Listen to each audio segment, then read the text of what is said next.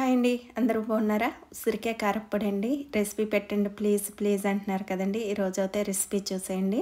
ఉసిరికాయ గురించి నేను పెద్దగా చెప్పక్కర్లేదండి, అందరికీ తెలిసిన విషయమే. ఉసిరికాయలో సి విటమిన్ ఎక్కువగా లభిస్తుందండి. హెయిర్ ఫాల్ ఎక్కువైన వాళ్ళు తీసుకుంటే చాలా మంచిది. అలా స్కిన్ గ్లో అవ్వాలన్నా, వెయిట్ లాస్ అవ్వాలన్నా చాలా అంటే చాలా మంచిదండి. మెడిసిన్ వాల్యూస్ చాలా ఎక్కువ, మన ఆరోగ్యానికి చాలా మంచిదండి. రోజు కనుక మనం తినే ఫస్ట్ ముద్దలో ఈ ఉసిరికాయ కారప్పొడి వేసుకుని, నెయ్యి వేసుకుని, ఆవు నెయ్యి వేసుకుంటే ఇంకా మంచిదండి. వేసుకుని తింటే ఇంకా మనకి ఏ జబ్బులు అనేది రావండి. అంటే తరచుగా జలుబు, దగ్గు, ఆయాసాలు వచ్చిన వాళ్ళకైతే ఇంకా బాగా పనిచేస్తుందండి. ఇంకా దీని గురించి చెప్పాలంటే చాలా ఉంటుంది. నాకు తెలిసిన వాటికి చెప్పానండి. ఇంకా మీలో ఎవరికైనా దీని గురించి చెప్తే షేర్ చేయండి.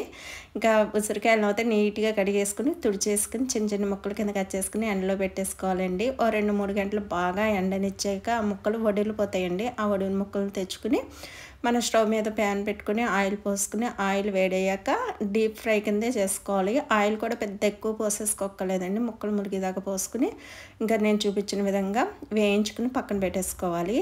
పెట్టేసుకున్న తర్వాత ఆయిల్ అంతా తీసి ఒక స్పూన్ ఆయిల్ దాకా ఉంచుకుని, ఎండుమిర్చి అయితే ఇది పెద్ద ఘాటు మిర్చి కాదు, ఒక 30 ఎండుమిర్చిని అయితే తుంచి వేసుకుని వేయించుకుని పక్కన పెట్టేసుకున్నానండి.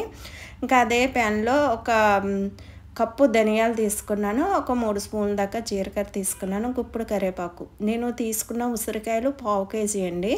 ఆ 1/2 కేజీ ఉసిరికాయలకి ఈ ఈ కొలతలు అన్నమాట. ఒక కప్పు ధనియాలు, 3 స్పూన్ల దాకా జీలకర్ర, గుప్పుడు కరివేపాకు వేసుకుని చాలా దోరగా కమ్మగా స్మెల్ వస్తాయి కదా, వేయించుకుని కూడా పక్కన పెట్టేసుకుని, వెల్లుల్లి రెమ్మలు కూడా 2 పెద్ద ఉల్లిపాయలు తీసుకున్నాను, వెల్లుల్లిపాయలు.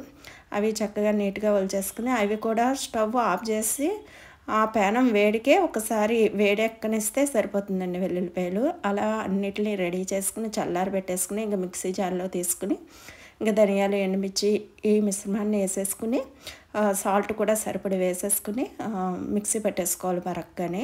ఆ మిక్సీ పెట్టిన దాంట్లోనే మన ఉసిరికాయ ముక్కలను కూడా వేయించుకున్నాం కదండి, ఆ ముక్కలను కూడా వేసి ఒక్కసారి బరగ్గా పట్టేసుకుంటే చక్కగా మెదిగిపోతుంది. దాంట్లోనే లాస్ట్లో వెల్లుల్లిపాయలు వేసుకుని కంచా పచ్చా పెట్టేసుకుంటే మనం ఉసిరికాయ కారప్పొడి అయితే రెడీ అయిపోయిందండి.